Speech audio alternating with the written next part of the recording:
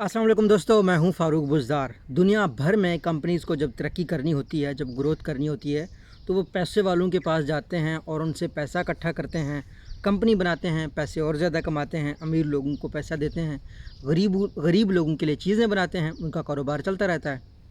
और पाकिस्तान में और ख़ास तौर पर गरीब मुल्कों में ये होता है कि कुछ कंपनीज़ आती हैं जो गरीबों से पैसा इकट्ठा करती हैं और गरीबों को लूटना शुरू करती हैं। ये कंपनियां पहले अपना नाम रखती थीं, जैसा double Shah, B for U, लेकिन आजकल ये कंपनियां ऐसे नाम रखती हैं जो कि इंडिया में या फिर दुबई में कहीं पे भी ये आम नाम होते हैं। इस तरह की और कंपनियां भी होती हैं, जैसा कि एक कंपनी है अबाबील सिस्टम्स प्राइवेट लिमिटेड।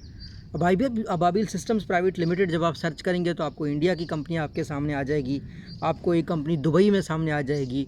और हैरत की बात है, उस नाम से पाकिस्तान में भी एक फ्राडिया कंपनी है और जो कि इस्लामाबाद में रजिस्टर्ड हुई है, और उसको security exchange commission of Pakistan ने फ्रॉड कंपनी कहा है।